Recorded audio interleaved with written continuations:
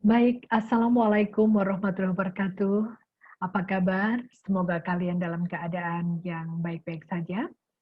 Hari ini kita akan memulai mata kuliah perencanaan dan evaluasi kesehatan dan kita telah sampai pada pertemuan ke-12. Sebentar.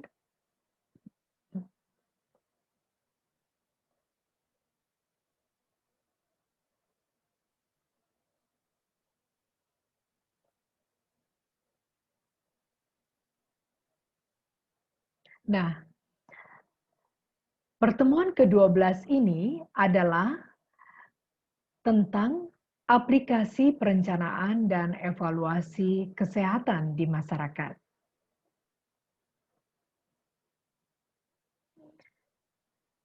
Dari pertemuan ke-12 ini, mahasiswa diharapkan mempunyai kemampuan akhir, mampu memahami konsep aplikasi perencanaan dan evaluasi kesehatan masyarakat.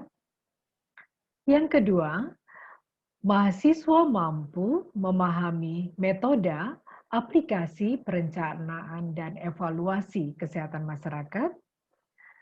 Dan yang ketiga adalah mahasiswa mampu melakukan aplikasi perencanaan dan evaluasi kesehatan masyarakat.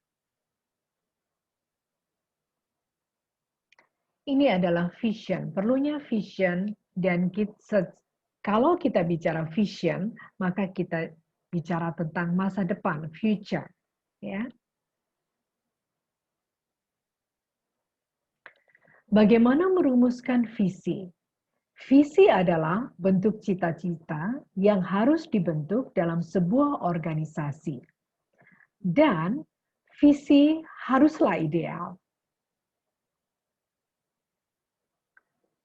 Ini adalah aplikasi perencanaan.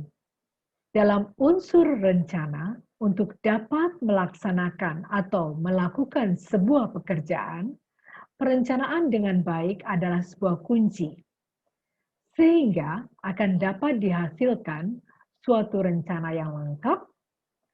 Perlu dipahami tentang unsur-unsur yang terdapat dalam sebuah rencana. Unsur-unsur yang dimaksud banyak macamnya. Ini adalah perlunya merumuskan misi. Setelah kita merumuskan sebuah visi, ya, karena visi berorientasi pada masa depan, maka kita merumuskan sebuah misi. Misi tidak hanya sebuah, tapi bisa beberapa buah, ya. Karena misi adalah sesuatu yang kita laksanakan untuk mencapai visi. Rumusan misi. Suatu rencana yang baik harus mengandung rumusan tentang misi yang dianut oleh organisasi yang menyusun rencana. Uraian yang tercantum dalam misi mencakup ruang lingkup yang sangat luas, antara lain, 1. Mencantumkan latar belakang misi tersebut. Kemudian ada cita-cita di sana, ya, cita-cita yang ingin diwujudkan. Kemudian yang ketiga adalah ada tujuan pokok, tujuan utama ketika merumuskan sebuah misi. Yang keempat adalah kita tadi sudah sampaikan ada tugas pokok. Setelah ada tujuan pokok, maka ada tugas pokok. Yang nantinya tugas-tugas pokok itu akan dibagi kepada manusia yang akan melaksanakannya. Ya. Yang kelima, dalam merumuskan sebuah misi adalah apa ruang lingkup kegiatan organisasi tersebut. Ruang lingkupnya itu yang membatasi kita, ya, membatasi kita. Misalnya, ruang lingkup kegiatan organisasi adalah untuk tingkat provinsi, ya. Karena itu semua yang kita lakukan melalui misi di provinsi diharapkan itu tetap mengacu pada visi nasional. Ya, misalnya visi nasional adalah menurunkan angka kematian bayi, ya, atau tidak ada lagi ibu yang meninggal karena melahirkan. Itu adalah sebuah visi, ya.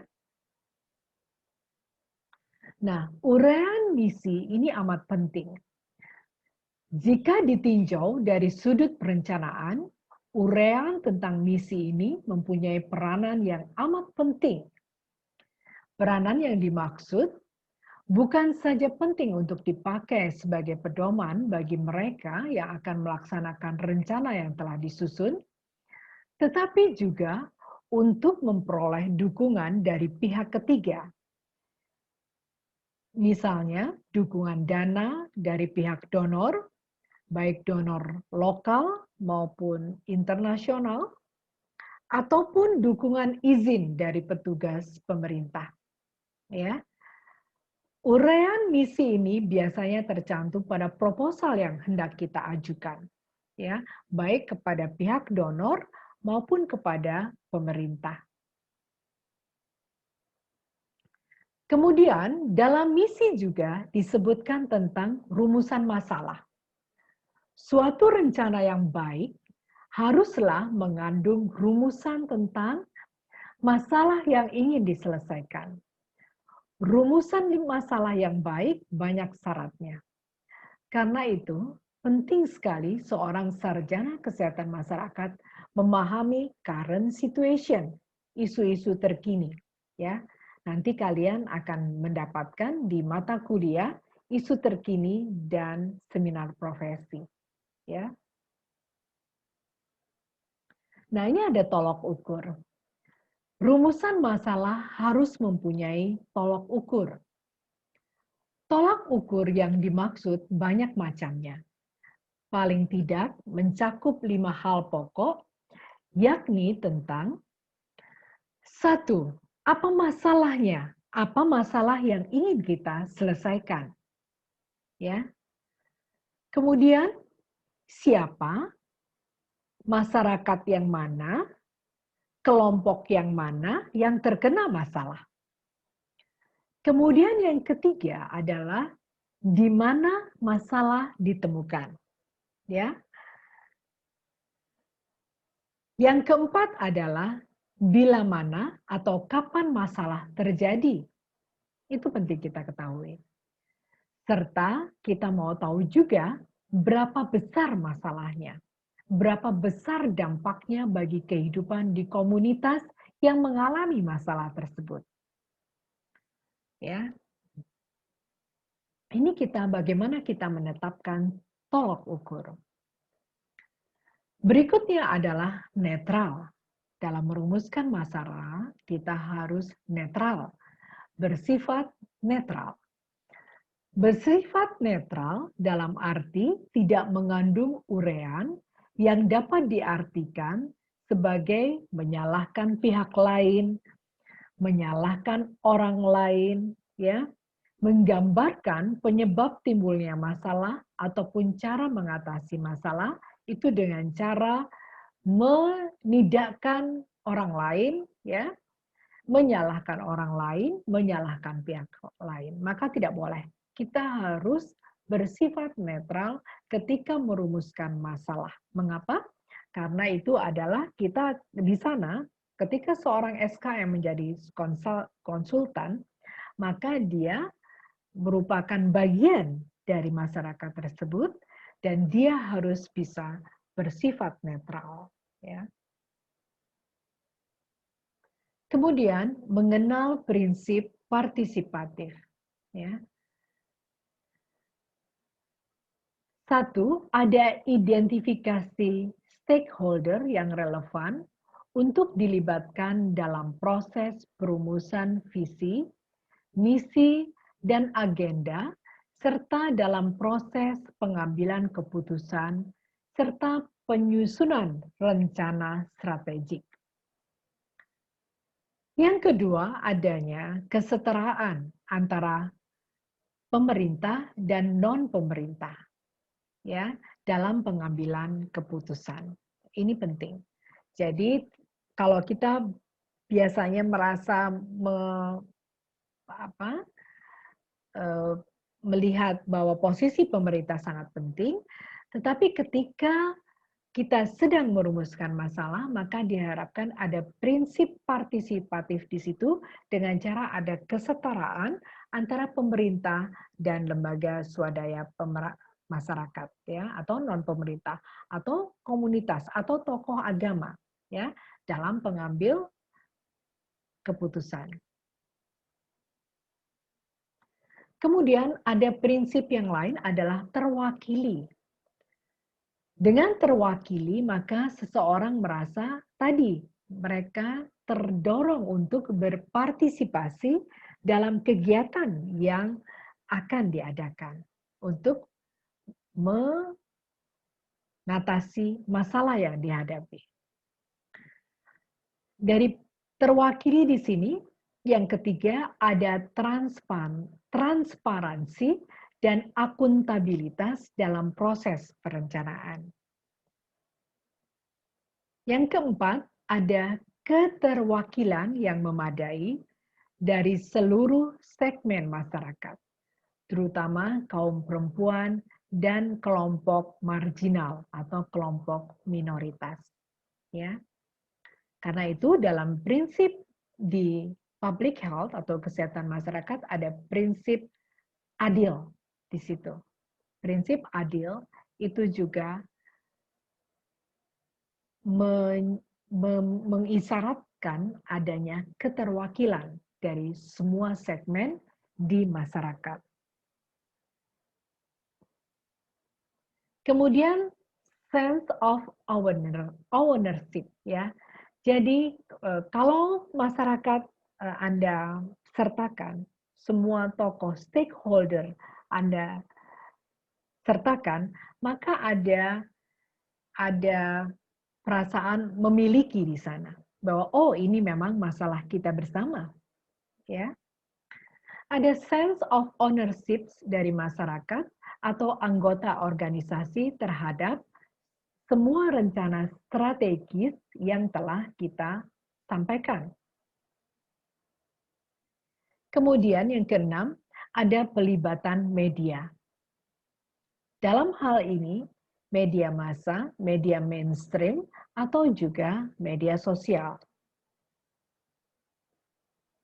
Yang ketujuh, ada konsensus atau kesepakatan pada semua tahapan penting pengambilan keputusan seperti perumusan prioritas isu dan permasalahan, perumusan tujuan, strategi dan kebijakan, serta prioritas sebuah program. Ya. Nah, ini adalah beberapa prinsip kita kenal, ada pendekatan top-down. Prinsip perencanaan dengan top-down adalah ada sinergi dengan rencana nasional dan rencana strategis kementerian atau lembaga.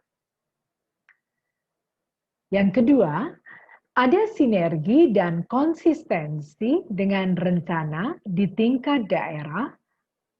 Kemudian yang ketiga, ada sinergi dan konsistensi dengan tingkat RT dan RW di daerah. Yang keempat, ada sinergi dan komitmen pemerintah terhadap tujuan-tujuan pembangunan global, seperti di waktu lalu kita mengenal Millennium Development Goals, ya, yang berakhir 2015 yang lalu. Kemudian tujuan dan komitmen global lainnya adalah Sustainable Development Goals yang akan berakhir 2030.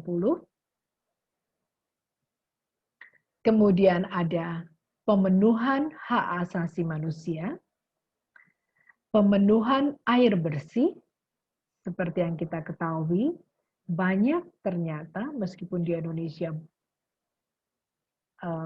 berlimpah air hujan, tetapi ternyata masih banyak penduduk yang mengalami kekurangan air bersih. Kemudian sanitasi, memenuhi sanitasi dari masyarakat tersebut, dan masalah-masalah lainnya. Ini adalah pendekatan top down, ya. Jadi ada kebijakan dari pemerintah dan kita terapkan ke masyarakat, ya. Ada lagi yang dengan cara bottom up, ya. Prinsip-prinsip perencanaan bottom up adalah ada penjaringan aspirasi dan kebutuhan masyarakat untuk melihat konsistensi visi, misi, dan program kepala daerah yang terpilih. Yang kedua adalah memperhatikan hasil proses musrenbang di sini, ya, dan kesepakatan dengan masyarakat tentang prioritas pembangunan daerah. Yang ketiga, mempertimbangkan hasil forum multi-stakeholder atau SKPD dan memperhatikan hasil proses penyusunan rencana strategis SKPD. Ada lagi pendekatan dengan aplikasi perencanaan teknokrat. Sedangkan menurut Sumarsono 2010, prinsip perencanaan teknokrat dan partisipatif dijelaskan sebagai berikut. Pertama, prinsip perencanaan teknokrat yaitu dilakukan secara sepihak oleh para teknokrat yang duduk di struktur pemerintah, tidak melibatkan warga masyarakat, sehingga perencanaan pembangunan biasanya justru tidak sesuai dengan apa yang terjadi di lapangan. Mengapa? Karena seringkali jauh dari harapan dan kebutuhan masyarakat. Masyarakat dibiarkan menjadi penonton saja. Biasanya itu adalah pendekatan top down, ya. Nah, ini adalah perencanaan partisipatif. Kedua, prinsip perencanaan partisipatif adalah masyarakat sebagai subjek pembangunan dalam arti memberikan peluang masyarakat untuk menggunakan hak-hak politiknya untuk memberikan masukan, dan masyarakat juga bisa menyampaikan aspirasinya dalam penyusunan perencanaan pembangunan kesehatan. Nah, baik, itu saja dahulu kuliah kita hari ini. Bacalah modul dan semua sumber yang terkait. Semoga pertemuan ke-12 hari ini bermanfaat untuk kita semua. Terima kasih atas perhatian Anda. Semoga bermanfaat. Dan saya mengucapkan Assalamualaikum warahmatullahi wabarakatuh. Salam sejahtera, selamat belajar.